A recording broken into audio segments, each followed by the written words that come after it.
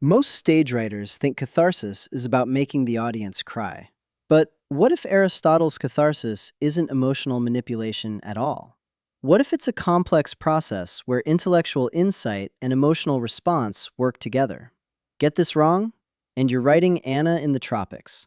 Earnest, well-meaning, but ultimately forgettable.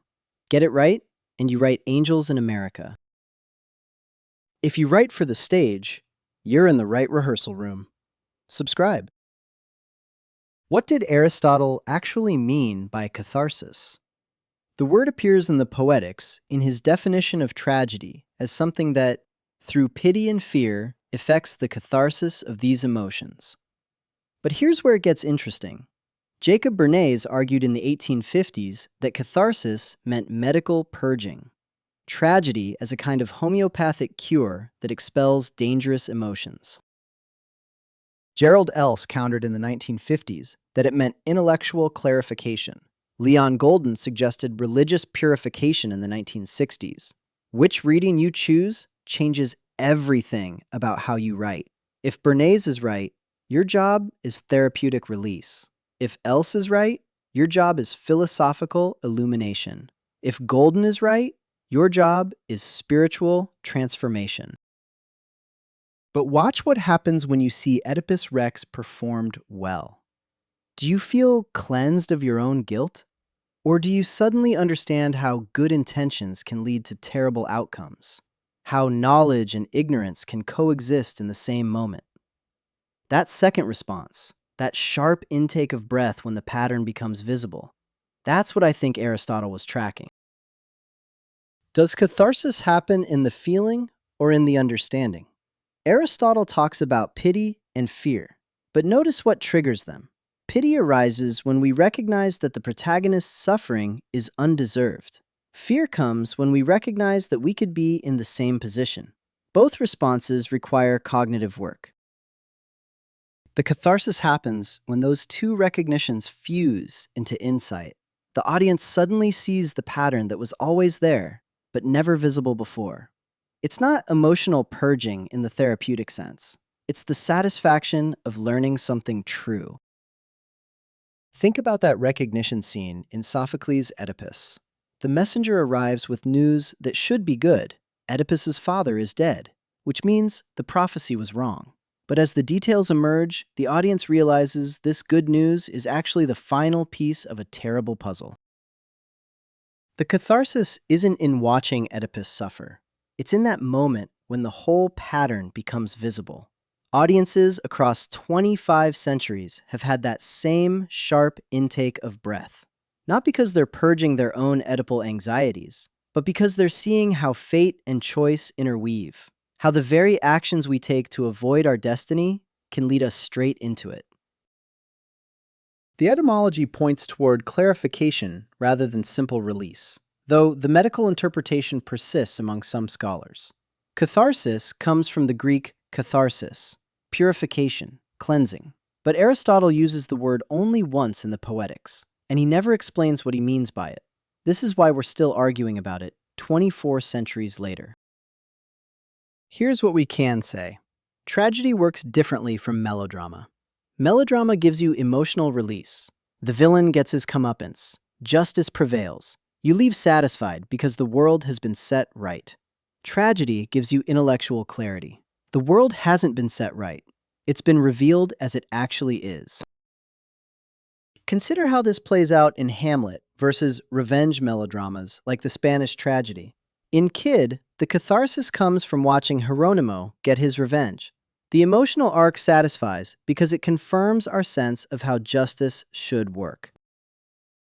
But in Shakespeare, the catharsis comes from recognizing the impossibility of Hamlet's situation. There's no clean solution to the problem of how to be moral in an immoral world. The play doesn't resolve that tension, it clarifies it. And that clarification, uncomfortable as it might be, produces its own form of satisfaction. Your protagonist matters, but not the way most writers think. Aristotelian catharsis isn't about the protagonist's journey. It's about what that journey reveals to the audience about universal patterns. Aristotle argues that poetry is more philosophical than history because history tells us what happened to particular people, while poetry shows us what happens to certain types of people in certain situations. The best tragedies feel both specific and archetypal. Blanche Dubois in Williams' A Streetcar Named Desire is a particular woman with a particular history, but she's also a recognizable type, the person who can't adapt to a world that's changed around her. The cathartic moment comes when we see how her individual story illuminates the larger pattern of what happens when delusion meets reality. Or take Kushner's Angels in America. The specific story concerns gay men in New York during the AIDS crisis, but the universal pattern reveals how communities respond to catastrophe, how people find meaning in abandonment, how love persists despite loss. The catharsis isn't in the emotional release of Prior's final speech, though that's powerful. It's in seeing how all the play's storylines reveal the same underlying truth about human resilience. Jeffrey Hatcher makes this point in The Art and Craft of Playwriting. The best dramatic moments happen when the specific becomes universal, and the universal becomes specific simultaneously. That's exactly what Aristotelian catharsis describes. Look at your current draft and ask, what universal pattern is this story revealing? Not what's happening to your protagonist, but what your protagonist's situation shows us about how the world works. If you can't answer that in one clear sentence, you probably won't achieve catharsis. Then, check your recognition scenes, the moments when characters or audience realize something they didn't know before. Are these moments of emotional release or intellectual clarity? Aristotelian catharsis requires both, but the intellectual component has to be there.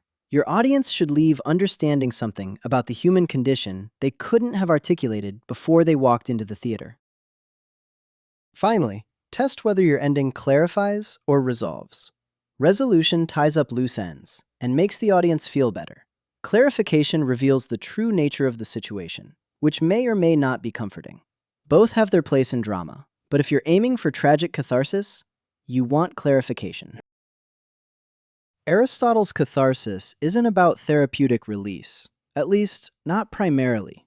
It's about the peculiar pleasure that comes from suddenly seeing a pattern that was always there but never visible before. The best tragedies don't make us feel better about the human condition. They make us understand it more clearly. And that understanding, uncomfortable as it might be, is its own form of satisfaction. I'm Dramatur, your AI dramaturg and creative partner for playwrights and librettists. I specialize in helping you write for the stage. Subscribe for more stagecraft thinking and dramaturgical insights. See you back in rehearsal.